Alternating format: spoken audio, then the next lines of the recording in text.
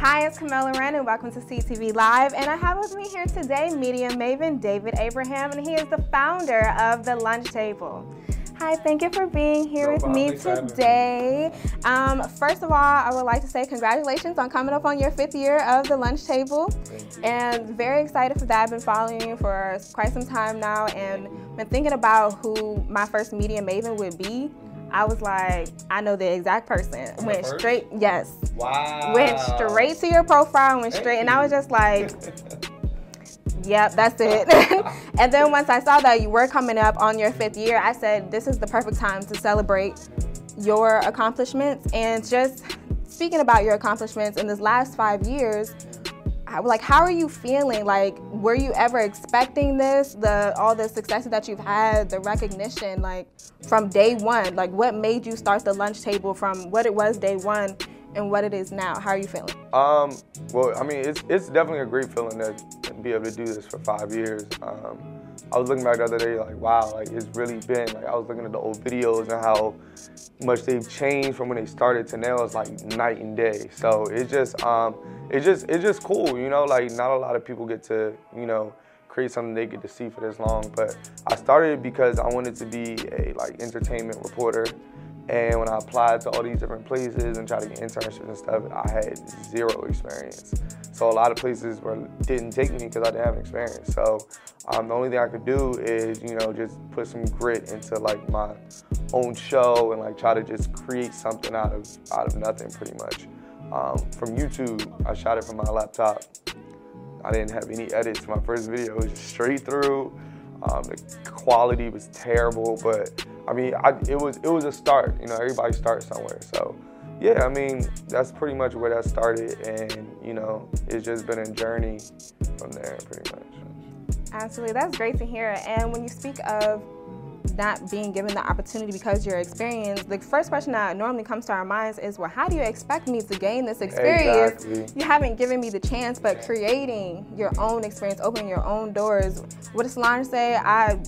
We have our own table. What did Tyler Perry say? You can sit at my table. I built my table. I don't need to sit at yours. And going from recording on your laptop, no edits, no experience, just point blank, to having The Lunch Table on, I'm just gonna say some mentionable schools: Towson, UMD, MSU, Coppin, Howard. How did you expand there, and what was your first college that you branched out to, and how was that transition for you? So the first college I branched out to was Morgan State, which is up the street from Towson, if anybody knows the Baltimore area. But what happened was I realized there was a need. Like I realized that I created like a Towson team, and from there I realized that, you know, media isn't going anywhere. A lot of students and a lot of places are interested in media, and some people, you know, they didn't want to do the school one because, you know, they weren't in communications or didn't get that access. So I was like, okay, well, if you want to join, you know, I reached out to a couple people I knew at the campus, and they're like, yeah, I'll help. I mean, start it. I might not want to do it, but I'll help start it. And all I needed was like 3 or 4 people. Once I got those 3 or 4 people, I treated it like it was 40. Like you really put a lot of effort and time into them. You know, even like the little things like coming to meetings, that was always a struggle, trying to get people to just come to meetings every week, and whoever was there, I would just work with them. We would create some ideas, we would shoot. A lot of the times when we first started, I was the one at every shoot. I even helped edit a lot of the videos because, you know, it was a start. It was just a grind. A lot of people didn't take it serious at first, and I think over time, consistency builds respect. When somebody sees you consistent with something, they're like, okay, they're really serious about it. And sometimes, like when you just get out of your car if it's broken down to push it, you'll see people just pull over and be like, you know what, I'm gonna help you out. So a lot of people did reach and, you know, help me expand. They, you know, now to the point where people are emailing us trying to get at their campus and trying to get us to expand certain places. So I mean, it's just a blessing that the hard work from the consistency of, you know, spreading and going through the grind of, you know, trying to work with college students. I was 24 at the time, so like I was still kind of their age. So a lot of that was just, you know, kind of going back and forth with me pushing myself to be more mature than I really was, to show them right. how, you know, like I'm the leader, I'm the, yeah. So it was. I mean, now I'm a good age difference, but at first it was. I mean, I was just pushing for whatever I knew. You know, there's never been a lunch table, so there's never been, you know, a media team that goes around and does the stuff that we do. So there was no book for it. Right. It was kind of just like me writing my own thing and just kind of scrapping it and, you know, growing into what it is. So what would you say have been some of the mistakes that you've made, and how, what was something that you could share, a mistake that you've made that you're kind of like, I'm actually glad that happened because I'm able to learn from that mistake and able to teach, you know, the people that's coming into the lunch table? What is something that you would share, something to say, you know, it's okay, we're gonna keep going? When I first started my media platform, I wanted the top dogs to be interviewed. I was like, I'm gonna interview them, and I'll reach out to them. They wouldn't respond, a lot of them. And I mean, I understand now why they didn't respond, but it kind of just, I took it personal. And then sometimes I would set up interviews, I was a camera person, everything set up, and the person just wouldn't come. And I think that was one of the most discouraging things coming through. And now I understand that in order for them to want to be on it, I have to grow it and work harder. So I started with the people that were up and coming just like I was, instead of trying to shoot for the top dog. And then with that experience, just like getting those reps in as a, you know, media personality, and getting those reps in of editing, and getting the reps in of promoting the video, and learning different tactics with email blasts, and where to post it at, and the times and all that stuff. Like, that grew me into being able to interview, you know, the artists I do know, like Davys and, you know, stuff like that. But it didn't start like that. Like, a lot of it was trial and error, hit or miss. And that was one of the big things. And the other thing is, a lot of people, you know, they won't, it's the consistency thing. Like, even when, you know, you have it on campuses, it's like the little things, like, okay, when should meetings be? Should it be every week? Should it be twice a week? And, you know, even though I want the lunch table to be their number one priority, it might not be. Like, you know, you're in college, so they have a bunch of different things going on. I just had to learn to be more of a listener to them versus a director. Like, I listened to them, I heard their feedback, and then every semester I just got better and better at organizing. But I mean, being a leader is tough sometimes, because everything falls on you at all times. So that was one of the main things that, you know, I struggle with, is just learning the system of how to grow an organization on a bunch of different campuses, because every campus is different. So it's like, exactly. Where do I go? Where we meet at? We were meeting in like the library with thousands of people around. We were meeting in cafeterias sometimes. There's nowhere, because we weren't organizations on the campuses. So it was just like, it was a scrap. Put it like that, it was a scrap. Well, going from those experiences to then being on the red carpet and interviewing people like Chris Tucker, Davys, Rotimi. So you interviewed Chris Tucker at the Urban Honors? Yeah, the Urban One, yeah. Urban One Honors. So how, like, just recap that experience for us. I mean, my first ever red carpet was at American Black Film Festival. We weren't supposed to be on the red carpet. No, it was God. Like, that's the only thing I could say, because that day we were so excited, we were ready. We were there early, we were the first ones on the carpet, and we realized like we weren't supposed to be there. They're like, oh, you guys weren't supposed to be there. So we got off, and one of the girls on our team, their relative was like deep into the festival, so we kind of got like a little bit of favor from that, which is great. And you know, somebody didn't show up, they're like, come on. I was like, oh. Absolutely. And like, just sometimes just being there, you know, sometimes just being at a spot at the right time, just doing what you're supposed to do. If I'm supposed to be there at 4, I'll pull up at 3 and just sit there and, you know, network, talk to you, hey, how'd you do that? And we were literally standing next to Baller Alert. I was like, wow, like my platform standing next to Baller Alert. And then when the red carpet came, it was just so, it was I didn't know, I had never been on a red carpet before, so I didn't know how fast it moved. I didn't know like somebody else directs it was cool though. It was just a great experience. And then, you know, Rick Ross was there. It was a movie premiere for Superfly. So that was huge. Like, that really like set me off, and I cried afterwards. Like, I literally went, I broke down. I was like, that was the craziest experience I've had in my life, and I got to do it with my, media platform. Right. So that was huge. And then the Urban One honors was, I knew one of the PR people. I don't think we were qualified to be on there, but we applied a little bit late. So, I mean, we got on there and,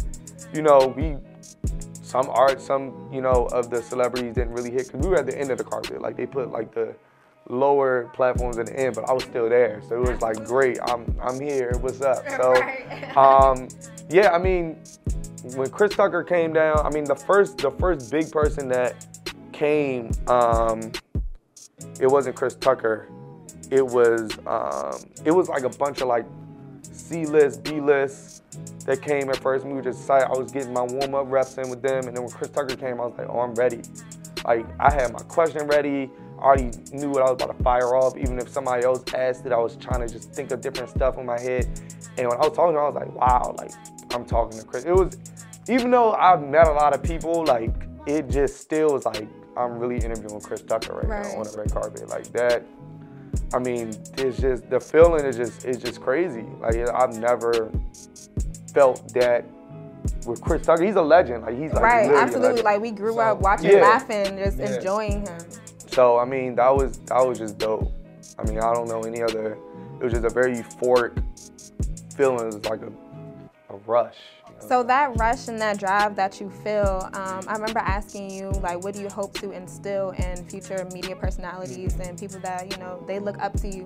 So what are some of those things that you hope to instill so that they can feel the feeling that you have? And what do you look for in a person so that, you don't feel like you are wasting your time and efforts and talents on someone who isn't, they may not even be ready. They may want it, but aren't ready. What is something that you look for in people when you think about mentoring them or including them on the lunch table? So the first thing I look for is grit, and you can tell grit early. You can tell how eager someone is to do something. They ask a lot of questions. They're very persistent, and after a while, that persistence eventually starts taking some notification. Like, you cannot ignore somebody that keeps tapping you. So that's something that I always, see. I love, whenever our members are asking questions or, hey, can you show me how to do this? Even if I don't get back to them or don't text them back, they'll text me, double text me, triple text me, like, call me. Which, I mean, I'm never mad at them for doing that. It's not like they're asking me for money. They're asking me, for some help. So, that's definitely one way. The other way is just seeing how afraid they are to fail at something. Like, the person that always raises their hand first to try, like, I'll try it. Like, that to me shows me, okay, you're willing to at least try it. I can work with somebody like that. So just having that kind of grit and that tenacity is what you need in media, honestly. I mean, you know that. Like, media is a dog, There's a lot of people that are pushing for airtime and pushing. It's only gonna get worse. It's only gonna get worse as far as, like, the amount of saturation. So, whoever who stands out the most is the person that, we feed the different events. Like, when we get media passes to, like, Broccoli City or, all of these big events in the area out of town, we always try to give it to the people that are the most eager and that work themselves. Like, you're your own business as well. Is one host that we have, and I'm not gonna, mention their name and give him, but he's probably one of the hungriest kids, and he is working. Like, he's getting all these opportunities, and it's like, okay, now you're asset to us too, because you're bringing what you have. So as long as you have something too, and you're building and growing, over a course of time, the consistency will really grow you into what you're supposed to be and give you some ammo and stuff to kind of go off of. So that's pretty much what I look for in the students that I work with, for the most part. That's great. So let's go back to being on different campuses. I noticed that you have TLT Angels and that they're making a comeback. So please share with us a little bit about that, what we can be expecting from them. So TLT Angels is a modeling team. And I don't know what I was thinking of starting a modeling team and a blog. It was too much at one time. So they kind of, took a backseat for a little while. But the Angels, they, are just awesome. They're a bunch of young, diverse women that, you know, they model our clothing.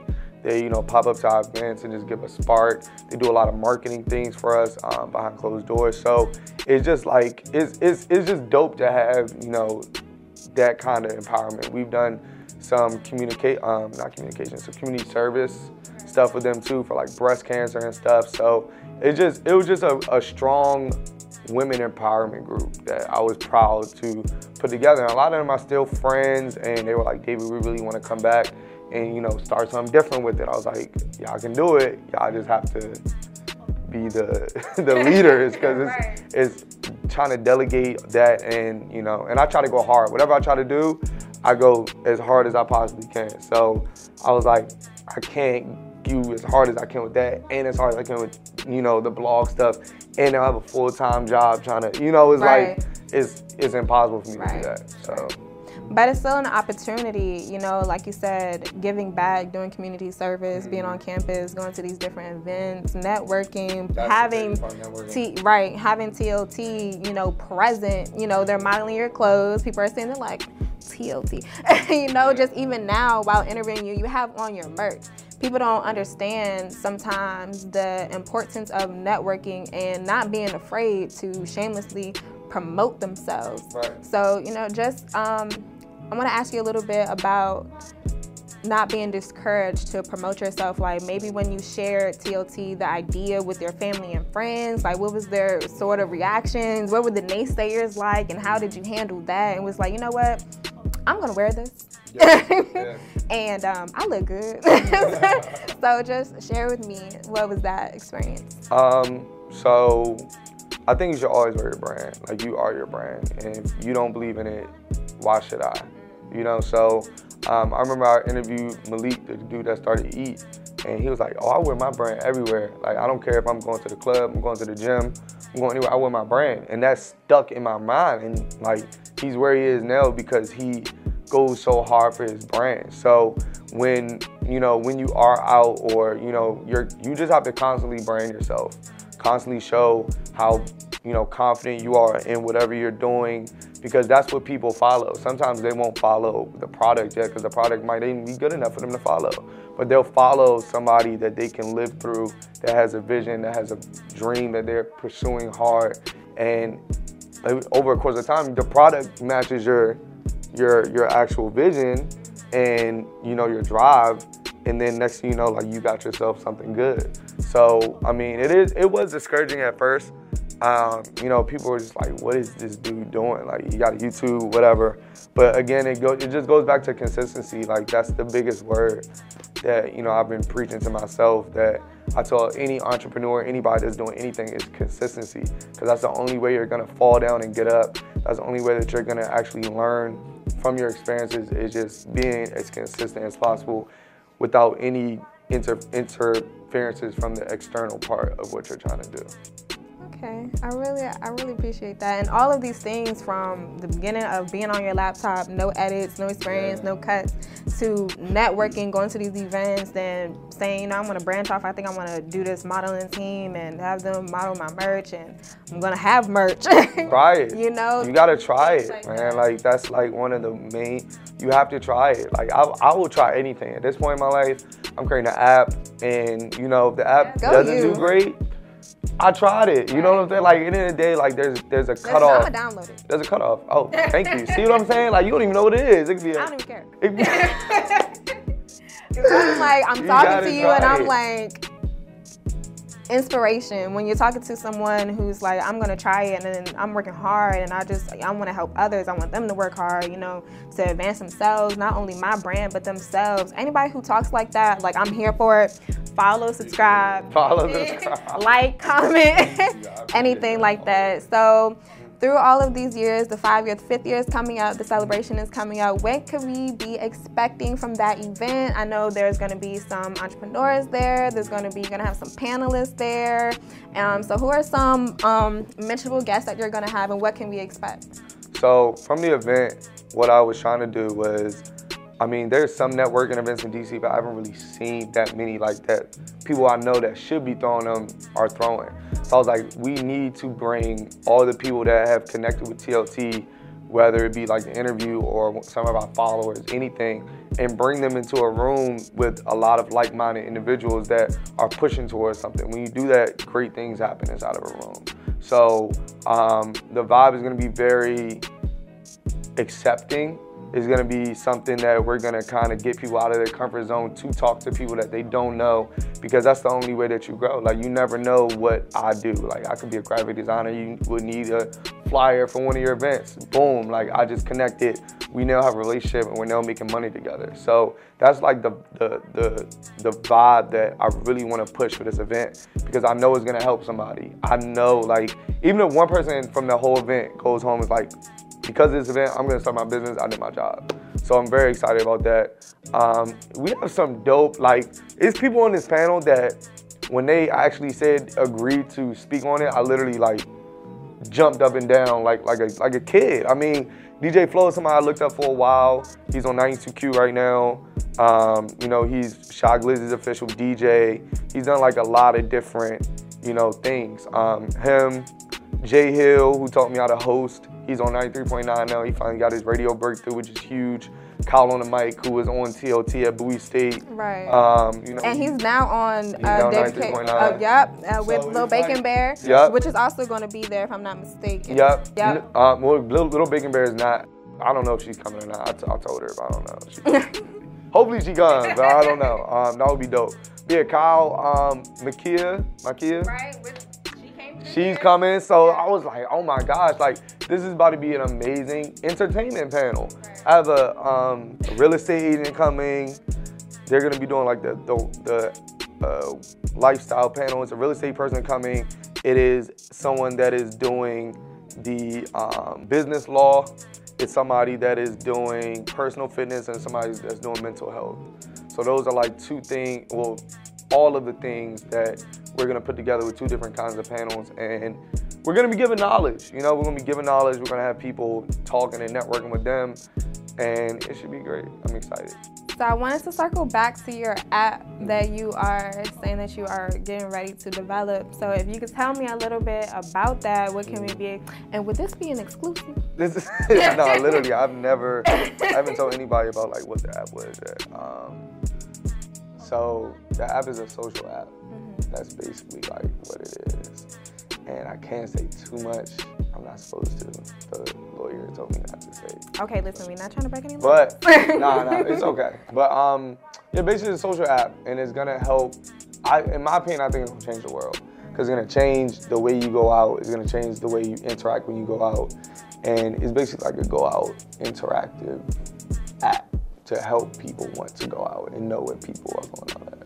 Okay, I'm very excited. I'm gonna download it regardless. I appreciate that. I appreciate that. Thank you very, very much. That was all I wanted to grasp. I'm excited for this TLT 5th year celebration. I'm excited for this app that's coming up. I'm excited, and you're also gonna be hosting the 2020 sneaker event. Yeah, that's gonna be this Friday, right? Exactly, right. So I'm excited. I'm very happy that you are getting these opportunities for yourself. You know, just speaking with you at this moment, haven't met you before. Like, I'm excited for everything that's to come for yourself and TLT. This was great. Very happy to have you here. Glad you could be here. That's a good handshake. She got a good strong grip. And I am Camille Larynn, and this is CTV Live, and that's the wrap. Hello, shawty. You look good today. We all got flaws, but yours is out the way.